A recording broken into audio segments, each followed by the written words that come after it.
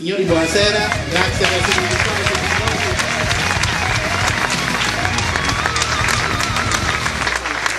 Per chi non mi conosce, io sono un ingegnere Domenico Messinese, mi occupo di progettazione e realizzazione di strutture per l'information technology e il gruppo di Gela mi ha proposto di diventare il portavoce del meetup del Movimento 5 Stelle di Gela. Noi non stiamo presentando a questa competizione perché ci interessa una poltrona, a noi ci interessa che quello di lì è uno strumento per poter gestire finalmente la nostra città, e per questo che devo spiegare. Bene, di cosa parliamo? Beh, il nostro programma si può semplificare con una semplice parola: dignità. È questo che noi ci siamo accorti che negli ultimi tempi ci hanno rubato la dignità. Con questa parola noi andiamo a raccogliere tantissimo. Non ne volevo parlare, però abbiamo quali sono le soluzioni. Bene, la soluzione è semplice: fare rispettare il contratto. Noi nel nostro programma c'è scritto che vogliamo l'acqua pubblica, però noi vogliamo l'acqua, che è quello che ci manca. Che poi domani diventa pubblica mi sta bene, ma nell'immediato abbiamo bisogno di una fonte importante come l'acqua. Quindi vogliamo l'acqua, ma non solo vogliamo l'acqua, ma vogliamo che venga rispettato quello, il ciclo integrato delle acque, ovvero sia acqua non solo per la città, ma anche per le campagne. Questa è la mission di Caltacqua. Noi non diremo a Caltacqua che se ne deve andare, noi gli diremo a Caltacqua: fai il tuo lavoro, dacci l'acqua, e se non ce la dai te ne vai, ma sei tu che te ne vai. Abbiamo pianificato già come risolvere il problema dei rifiuti, che per noi non sono rifiuti, sono qualcosa in più, però non è ammissibile avere rifiuti per le strade, non è ammissibile avere delle regole molto strette, ed è per questo che noi andremo a fare dei sistemi che ci sono, tramite dei gettoni. Finalmente si potrà pagare in base a come viene fatta la raccolta, cioè chi è virtuoso pagherà di meno, avrà abbassate le tasse. Tutti li chiamano rifiuti, o addirittura immondizia, dove sia immondo, qualcosa che è brutta da nascondere. Per noi quelli non sono rifiuti, quella è una risorsa. Noi con solo 6 milioni di euro andiamo a realizzare un impianto di biogas che utilizza lo scarto, l'umido delle nostre abitazioni. Questo impianto, come lo paghiamo? Ogni anno quell'impianto ci riesce a dare alla collettività, tra risparmio e mancato conferimento, 2 milioni di euro indietro. In 3 anni si ripaga. E andiamo a fare le filiere che fanno cosa? Creano materia prima, risparmiamo, non inquiniamo, creiamo posti di lavoro. Noi andiamo a creare finalmente un qualcosa che ci ritorna. Noi la nostra vita la trascorriamo prevalentemente dentro le nostre case. Grazie alle convenzioni che ci sono, noi possiamo rendere le nostre case più agiate, andando a fare che cosa? Andando a prendere le imprese di Gela del territorio, consociarle fra di loro, dargli degli sgravi fiscali, prendere gli incentivi che ci stanno e andargli a dire: signori, fateci il prezzo migliore per consentire agli abitanti di Gela di far diventare le proprie abitazioni termiche, ovvero sia fare i cappotti, in modo tale che non hanno lo scambio termico e quindi hanno bisogno di meno riscaldamento e meno condizionamento, di dargli degli impianti per riscaldare l'acqua tramite il sole, di mettere dei pannelli fotovoltaici o dei piccoli generatori eolici per produrre energia elettrica, in modo tale risparmiamo, abbiamo delle case che sono più confortevoli e abbiamo finalmente un decoro urbano maggiore, perché verranno fatti i prospetti. Ed è per questo che io adesso chiamo l'architetto Francesco Salinitro, urbanista, che è giusto che approfondisca un po' l'argomento. Prego Francesco. Ecco, questo è l'emblema della nostra città. Sono il quartiere di Sant'Ippolito Margi e poi più là Sette Farine. Ecco, questa è una pietraia unica, non ci sono servizi, non ci sono piazze, non c'è verde, non c'è nulla. Però è una grande occasione di lavoro, perché ristrutturare questa cosa e recuperare spazi significa far lavorare le imprese, gli studi professionali e migliorare la qualità della vita. In che modo? Con quali soldi, mi viene detto? I comuni hanno una zecca che altri enti non hanno, e questa zecca è il volume. Con il gioco dei volumi, dando le opportunità di avere una quantità di volume a fronte di interventi in questo, alcuni possono spostarsi da un'altra parte e liberare degli spazi. Perché se noi non diradiamo il costruito, questa situazione non la risolviamo, perché ha molti problemi questa situazione. E uno dei più grossi è quello della salubrità degli ambienti. Noi abbiamo una sola facciata e quando le folate dell'ENI arrivavano sino in città, l'aria cattiva che entrava dentro non aveva opportunità di uscire, ma rimaneva dentro e veniva respirata sino in fondo. Allora, almeno per questa ragione, ma ce ne sono molte altre, per esempio non sono antisismiche ed è un'altra ragione, questi interventi li abbiamo già fatti e questa è la zona di San Giacomo. È stato demolito quel pezzo, è stato creato un vuoto, è stato creato San Giacomo. Per far questo e per individuare dove poi dislocare i volumi occorre però che noi conosciamo il nostro patrimonio e purtroppo non lo conosciamo ancora. La prima cosa che faremo è quello di inventariare immediatamente tutto il patrimonio pubblico e renderlo disponibile alla conoscenza di tutti. Quindi i luoghi che oggi hanno un valore bassissimo, una qualità di vita bassa, per cui se io metto in vendita una casa in quel posto è difficilissimo che riesca a venderla, tutti lo sappiamo. In questo modo noi diamo valore a quelli che rimangono perché la scelta è libera e non è forzosa e tutti i vuoti che vengono lasciati liberi vengono demoliti per creare piazze, giardini pubblici, parcheggi. Il centro storico va rivitalizzato. In qualsiasi città che volesse instaurare un rapporto diverso con il turismo non può prescindere da avere un centro storico qualificato. Come lo si fa? Con dei criteri operativi precisi che dicano come si deve provvedere. Vi invito a leggere il programma perché alcuni aspetti in più ci sono anche lì. Ultimo argomento, l'organizzazione degli uffici. Non può esistere nessuna organizzazione che voglia realizzare degli obiettivi e dei progetti se non attraverso lo strumento principe che è l'organizzazione degli uffici. L'ufficio deve essere funzionale. Gli operatori devono essere qualificati. Qualora non lo fossero, corsi di formazione perché lo facciano, perché si qualificano e siano in grado di rispondere alle richieste che la nuova amministrazione, se fosse questa, sarebbe molto esigente nei confronti degli uffici. L'architetto vive a Monza, non vive a Gela, è originario di Gela e ama talmente tanto la sua città che ha deciso di venire nuovamente a Gela per poter dargli un futuro diverso. Un piano urbano della mobilità sostenibile, PUMS, fatto con i fondi europei dal comune di Gela, fatto bene, forse è per questo che l'hanno adottato, che è fermo in un cassetto da più di 2 anni.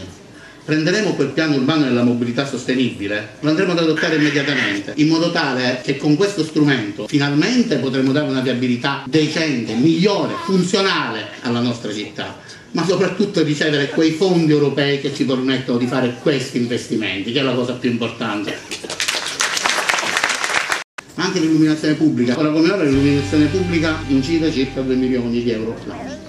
Esistono dei sistemi, cosiddetti contratti di servizio energia, che con soli 3 milioni di euro di investimento riescono a ridurre notevolmente la spesa per l'illuminazione pubblica. Cosa significa? Non significa fare contratti pluriennali a risparmio zero, ma significa fare dei contratti a breve periodo che diano un risparmio sicuro da subito alla collettività, Non significa che io spendo 2 milioni e do 2 milioni agli altri, no? Io spendo 2 milioni e tu mi devi garantire che io spenderò di meno, dopodiché scaduto il contratto tu mi ridai l'impianto che costa molto meno. Cosa vuol dire? Che avremmo un risparmio di circa, con le nuove tecnologie, più di 1 milione di euro l'anno, il 50%. Vuol dire che in 3 anni noi ammortizziamo l'investimento, ma inoltre avremmo circa 250.000 euro l'anno di incentivo perché abbiamo fatto questo tipo di operazione. Oltre a ridurre l'emissione anidride carbonica, oltre a ridurre il costo per la collettività, oltre ad avere un'illuminazione più efficiente, avremo un risparmio di soldi che potranno essere spesi per il bene della collettività e non darli a qualcuno che sarebbe un modo in Quei curpi illuminanti, a Gela ce n'è più di 10.000, sono in realtà qualcosa di più, sono degli access point, vuol dire dei punti di accesso per una rete comunale per poter accedere alla rete. Significa avere wifi comunale, connettività gratis per tutti i cittadini, per poter far viaggiare quei servizi, per poter controllare finalmente cosa fa l'amministrazione, per poter dialogare con le persone, per poter dialogare le persone fra di loro, per essere in contatto con il mondo. Ed è per questo che noi, oltre a fare illuminazione, andremo a creare gli access point all'interno della città di Gela, in modo da avere la connettività.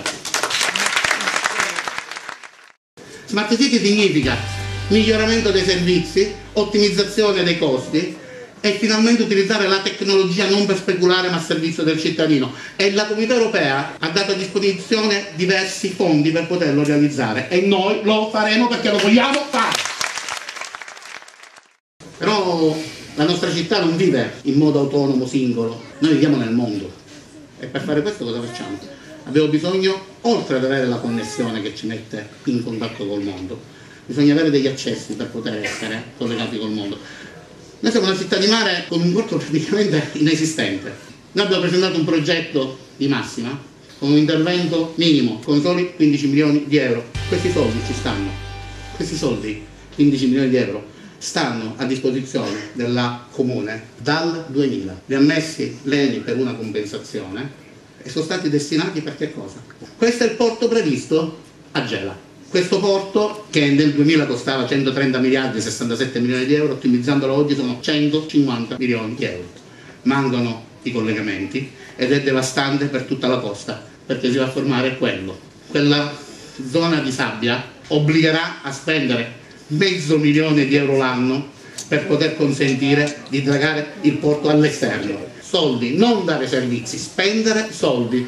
Ed è per questo che noi abbiamo proposto quest'altro, meno invadente, di facile realizzazione, e lo faremo da subito. Andremo alla regione e batteremo i pugni, perché noi sappiamo quello che gli dobbiamo dire. Gela fa parte del mondo e queste strane strisce blu sono le autostrade più importanti del mondo, sono le autostrade del mare. L'autostrada più importante è questa. Qua ci passa oltre il 25% delle merci mondiali e li portano queste. Sono delle navi enormi, sono lunghe quasi mezzo chilometro, sono le ultime che sono nate. Queste navi riescono ad entrare all'interno del Mediterraneo perché hanno ammodernato lo stretto, il canale di Suez, e quindi passano di fronte a casa nostra, di fronte a Gela. Qual è il problema? Che in tutto il Mediterraneo non esistono infrastrutture in grado di ospitarla, non esistono, e passano qua a 13 miglia, a poco più di 20 km dalla nostra costa. E noi cosa abbiamo pensato allora? È un'idea che sfrutta il nostro mare, il più grande porto commerciale del Mediterraneo, qui di fronte alle nostre coste, offshore a 10 km dalla costa di Gela, e si può fare solo qui. E questa è una grande opportunità, perché qua significa avere finalmente lavoro vero, lavoro a lunga durata, e soprattutto avremmo finalmente la Sicilia collegata con il mondo, perché qui passano tutte le merci, un innesto alla rotta più importante del commercio, sistemi per poter manutenzionare le grandi navi che nel Mediterraneo non esiste, esistono solo in Corea, e noi abbiamo l'opportunità di crearle proprio per quei fontani bassi che qualcuno ha sempre maledetto, e andare a fare un terminal vicino alla zona industriale, andare a connettere la zona industriale per poter utilizzare il know-how, la competenza dei nostri compaesani che lavorano nella metalmeccanica, per consentire alla metalmeccanica gelese di trasformarsi in metalmeccanica navale, conservare posti di lavoro e avere un futuro per i lavoratori di Gela, a Gela e non in giro per il mondo. Ma noi ce l'abbiamo un porto industriale, non ci possono attaccare quelle mega navi, però può fare una cosa importante. Questa struttura riadattata diventa l'accesso a Gela del terminal, quindi le navi arrivano, scaricano i loro containers e tramite chiatte vengono riportate nella zona industriale, dove praticamente già esiste un'area terminal esistente, ma è utilizzata da 20 anni, l'hanno vandalizzata, bisogna ripristinarla e immediatamente il porto diventa nuovamente di proprietà della regione. Quel porto è della regione, non è dell'ENI, è del nostro, qualcuno se l'è preso in modo esclusivo, ma è nostro, quindi lo possiamo riprendere con la possibilità di avere una rete ferroviaria esistente. Cosa vuol dire questa? Insieme all'aeroporto di Comiso diventeremo nuovamente un centro di snodo importante. Siamo al centro del Mediterraneo, siamo al centro del mondo. Questa è un'opportunità che dobbiamo cogliere e noi la cogliamo e la vogliamo mettere in pratica. Le barzellette a noi non ci piacciono. Questa autostrada non si è mai fatta perché non c'è stata né volontà né la necessità. Fare l'autostrada perché qualcuno si sposta di Gela per andarsene in qualche centro commerciale non interessa, interessa se ci sono da trasportare merci, e avendo quella struttura. E allora sarà una necessità fare non solo questa, ma pure quella per Catania, potenziare le ferrovie e con Magnabella. Quelle aree però hanno una necessità, ed è per questo che io vorrei chiamare il secondo assessore designato, il dottor Fabrizio Nardo, esperto in bonifiche, in riqualificazione delle zone industriali, a cui chiedo volentieri l'appello.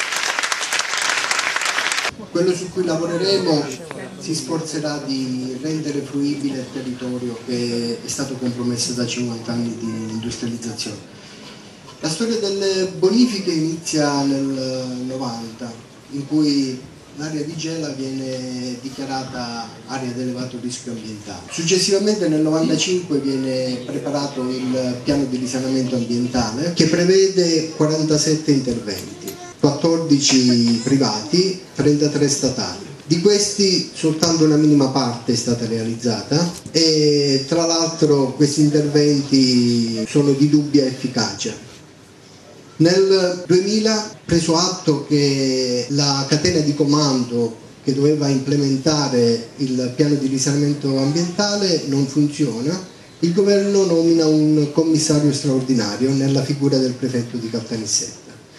Questa nomina viene ribadita nel 2010, nonostante già era chiaro che il commissario non era riuscito a imprimere una spinta per l'azione di risanamento del territorio. La bonifica interessa vastissime aree e purtroppo, soprattutto alla luce della chiusura dell'attività industriale, è una doppia penalità per il territorio, perché non c'è più attività industriale ma rimane l'eredità dell'inquinamento di anni di conduzione, diciamo, non adeguata, perché sia chiaro, non è che in ogni dove esiste una raffineria c'è stata la dichiarazione di un sito di interesse nazionale o di un'area ad elevato rischio ambientale. A Gela questo è successo e quando è stata definita SIN numero 3, quindi tra i primi in assoluto, non c'è stato dubbio sulla gravità dello stato del territorio. Il risanamento significa mettere a disposizione una grossa fetta di territorio per la popolazione e soprattutto garantire la salubrità del territorio. Vi cito soltanto uno studio del CNR di Pisa fatto in collaborazione con la London School of Hygienic Medicine. Il CNR di Pisa ha quantificato gli interventi di bonifica in circa 130 milioni di euro. A fronte di questo intervento ha quantificato le ricadute positive sul territorio in circa 6,6 miliardi di euro. Non esiste altro investimento con benefici così consistenti. Faccio soltanto un esempio di quali sono gli effetti del risanamento che prevedono gli scienziati inglesi e italiani. Loro pensano che un territorio risanato provocherebbe 47 morti premature in meno, 281 ricoveri per tumori in meno, 2701 ricoveri ospedalieri direttamente correlati all'inquinamento del territorio. Per questo io istituirò subito un ufficio dedicato alle bonifiche, un ufficio specialistico, tecnico. Io penso che se vogliamo guardare al futuro dobbiamo seguire le indicazioni che ci dà la Commissione europea. Tra le azioni che prevedo è l'istituzione di un polo tecnologico e allo stesso tempo un supporto tecnico di competenza scientifica alle imprese locali perché possano internazionalizzarsi e competere sul mercato globale di cui si parlava prima.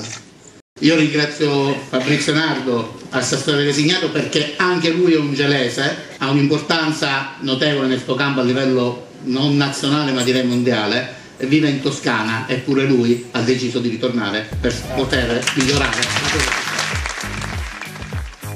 Questa è una provocazione.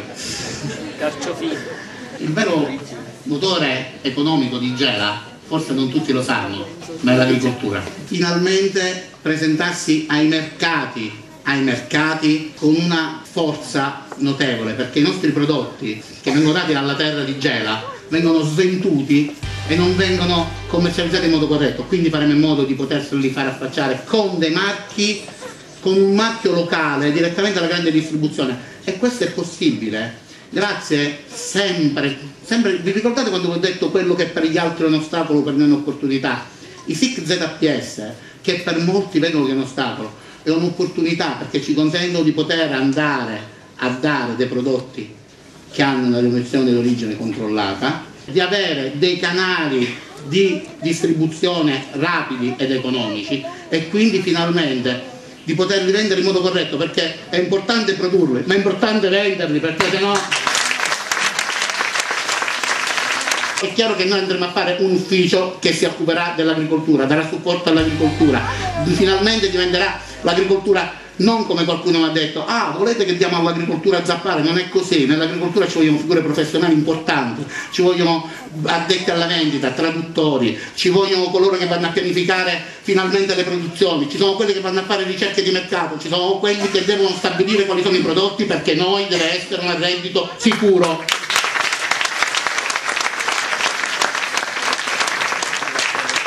E la terra di gelo è eccezionale perché non dà solo buoni prodotti, ma ci restituisce ogni giorno dei tesori unici che per andare a vedere in modo corretto dove andiamo? New York, Parigi, ai più grandi musei del mondo. Praticamente Gela, una potenza grandiosa nell'antichità, proprio per quei trasporti e per la posizione che ancora adesso abbiamo, non li andiamo a valutare bene. Se notate, manca una parte, manca questa zona, eppure nell'antichità era la zona più importante del mondo antico conosciuto, un popolo fiero, che non è la terra come qualcuno l'ha descritta fino adesso, perché qua i gelesi sono tutte persone che lavorano, sono tutte persone che hanno da dare, non siamo come qualcuno ci ha descritto. Ed è per questo che noi quando andremo fuori andremo a vedere le bellezze che abbiamo, siamo gli unici che hanno l'oro di Atlantide, sono gli unici che hanno le navi più antiche, abbiamo dei tesori che nessuno ha e questo non lo dice nessuno, non lo sanno nemmeno gli archeologi. Questi sono i punti dove vengono le grandi navi da crociera e attraccano. Nella zona sud non c'è nulla. Noi vogliamo che Gela, tramite quella infrastruttura, possa far arrivare dei turisti, ma non solo per Gela, perché noi dobbiamo diventare un riferimento di quel territorio e non perché siamo tanti, come ho detto poco fa, ma perché noi abbiamo le idee, possiamo fare crescere il territorio, siamo un punto di riferimento per la testa, non perché siamo grossi.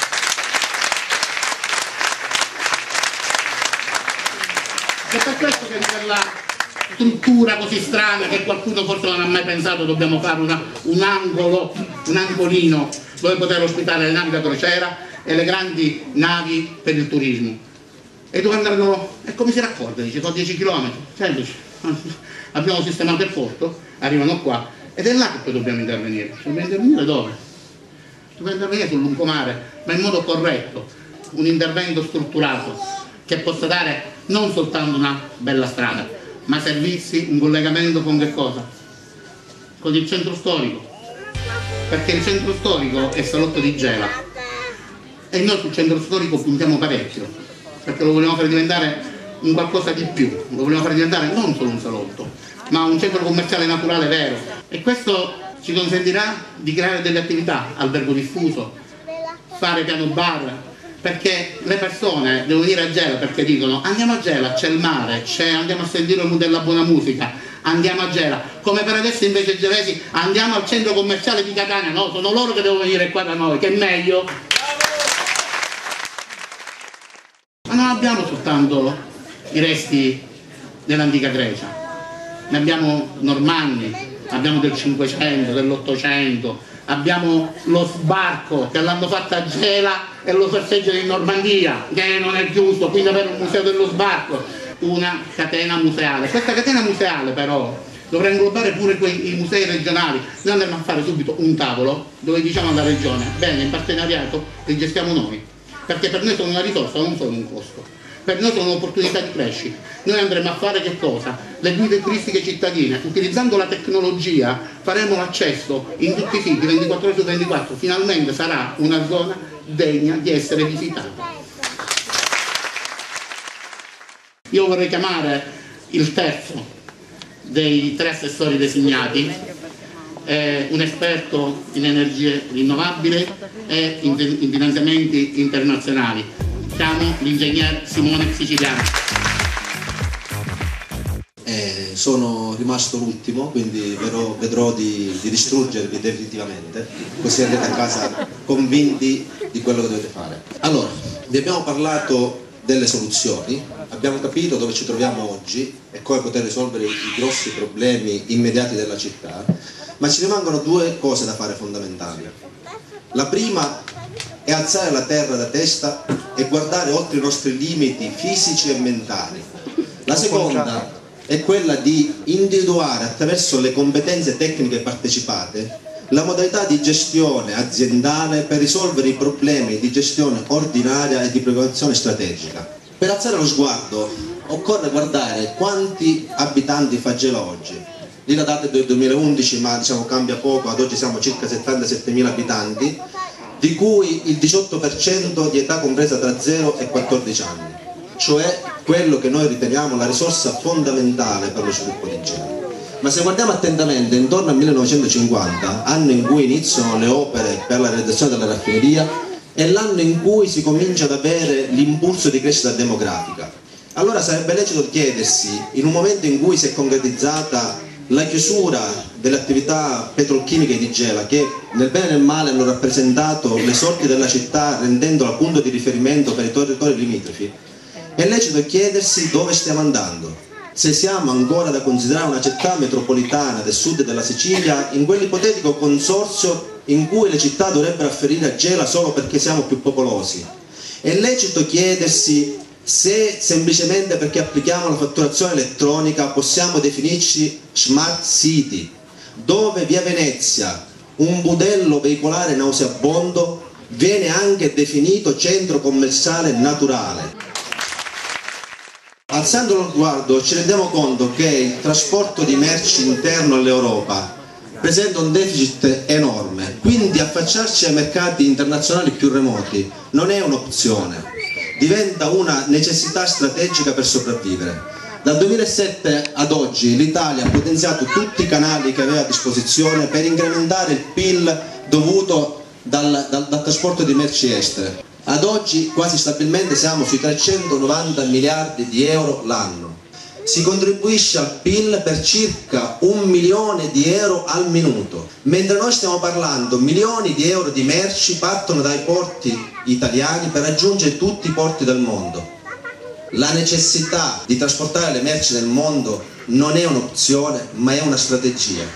E se guardate bene, come in ogni cosa, l'Italia è spezzata in 3 tronconi. L'Italia nord-occidentale e nord-orientale assieme fanno circa il 70% di quel fatturato, l'Italia centro-meridionale ne fa il 22%, le isole, Sardegna e Sicilia inclusa, vergognosamente fanno il 4%. L'isola è immersa nel Mediterraneo e non ha infrastrutture, né ferroviarie né navali. Quelle che io sto riportando sono le infrastrutture ferroviarie più importanti che collegano il resto d'Italia al resto d'Europa e i porti principali dove attraccano le meganavi, o meglio, parte delle meganavi che ha fatto vedere l'ingegnere messinese. Pare abbastanza evidente la necessità di dover puntare a qualcosa di più grande che semplicemente guardare da sola le singole attività. Vi faccio un esempio. Dal 1982 ad oggi l'agricoltura in Sicilia ha visto dimezzare le sue imprese. Il fatturato interno per il turismo internazionale, cioè il turismo che conta, quello che sposta milioni di persone da un continente ad un altro, conta in Sicilia per 1 miliardo e 500 milioni di euro, che sarebbe più o meno il 4% di quello nazionale. Quindi se tanto fossimo bravi a prenderci lo 0,1% senza infrastrutture, perché mi pare evidente che Gela non abbia infrastrutture turistiche, parleremo di 1.500.000 euro, a fronte di 15 milioni di euro che arrivano dalle royalties per la raffinazione. Allora si capisce bene che queste singole attività, se non viste in maniera sistemica, non possono rappresentare la soluzione per una città che non può che puntare più in alto. Qualcuno si chiederà, sì, belle parole, ma dove li trovate i fondi? Vi leggo 2 passaggi che ho imparato a memoria. Uno è relativo alla Comunità Europea. 72 miliardi di euro investiti per i fondi Horizon per progetti di taratura internazionale realizzati in partenariato pubblico-privato tra città e privati europei. Per fare cosa? Per creare infrastrutture che facciano aumentare il PIL europeo. L'infrastruttura di cui l'ingegnere messinese vi ha parlato è l'infrastruttura che permetterà di aumentare il PIL dell'intera Comunità Europea. Poi abbiamo i fondi di rotazione, i fondi di coesione, altri fondi, per altri 70 miliardi di euro. Come capite bene, i fondi ci sono. quello che mancano sono le competenze, perché per aderire a questi fondi, per fare i partenariati pubblici e privati con città europee, occorrono competenze specifiche, occorrono persone che hanno una visione ampia e soprattutto che riescono a parlare le lingue degli altri paesi. Vi faccio vedere brevemente qual è la mappa dei giacimenti di petrolio in Europa, o meglio nel mondo. Come vedete è facile capire che l'Europa è un importatore netto. L'Europa non ha giacimenti per potersi definire esportatore. Questo spiega perché la politica europea, concordata con le varie nazioni, inclusa l'Italia, ha deciso di puntare sulla decarbonizzazione, cioè minor utilizzo di combustibili fossili, appannaggio di energie alternative, appannaggio di un maggiore stoccaggio degli stessi combustibili, appannaggio di una riduzione dei consumi in maniera efficiente, per evitare di essere ricattabile politicamente da quei paesi che hanno grossi problemi di fondamentale politico. Vedi Russia, vedi Ucraina, vedi Iran, vedi Iraq. Vedete, il punto non è negoziare con la regione o con il governo, il punto è seguire i programmi della Comunità Europea. L'obiettivo non è creare un'infrastruttura così imponente come quella che ha mostrato l'ingegnere Messinese nei 5 anni di governo. Il punto è lasciare gli strumenti affinché le amministrazioni future, chiunque esse siano, possano trovare le basi fondamentali per continuare lo sviluppo di Gela. Il punto fondamentale non è l'infrastruttura, ma è la legge obiettivo. Quello su cui ci impegniamo come amministrazione è quello di riaprire il tavolo delle trattative per allargare il protocollo d'intesa che allo stato attuale risulta limitante per lo sviluppo di Gela, cercando di farci garantire dal governo una legge obiettiva specifica per Gela che riporti l'attenzione su Gela così come era stato fatto 50 anni fa per la produzione di raffineria. Questo cosa significa? Qualcuno pensa dice paroloni. Questi non sono paroloni, questi sono i fatti che gli investitori stranieri vogliono vedere per avere le garanzie di investimento. Un'infrastruttura di quel tipo la stanno già realizzando in Grecia perché i cinesi hanno la volontà di crearsi un porto d'attracco. Le Nazioni Unite ci hanno chiedendo insistentemente la realizzazione di infrastrutture portuali nel Mediterraneo a causa del deficit infrastrutturale che vi ho fatto vedere prima e hanno messo a disposizione 800 miliardi di euro da qui al 2020 per poter sostenere un commercio che tra solo l'America, Africa e Cina porta introiti per 350 miliardi di euro l'anno. Stiamo parlando di soldi, stiamo parlando di opportunità, stiamo parlando di grossi investitori che stanno richiedendo le infrastrutture nel Mediterraneo. Chiudo leggendo un passo importante. Questo passo viene, scusate non l'ho imparato a memoria così.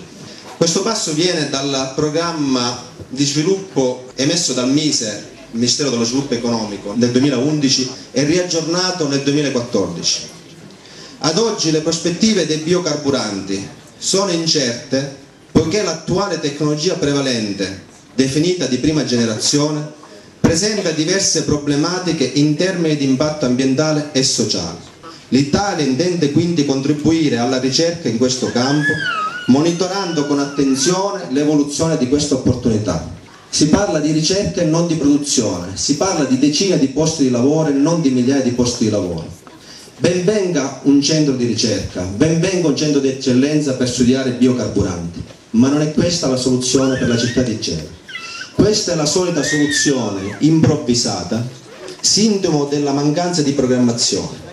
Quella mancanza di programmazione che per un amministratore di un'azienda, così come per il sindaco di una città, avrebbe dovuto permettergli di poter prendere visione dei dati globali del mondo che lo circonda per capire in anticipo che il processo di decarbonizzazione in Europa si sarebbe concluso o si sarebbe rafforzato con la chiusura della raffineria a Gela, permettendogli di mettere in atto per tempo tutti i principi, tutte le attività per poter permettere uno sviluppo sostenibile senza soluzione di discontinuità.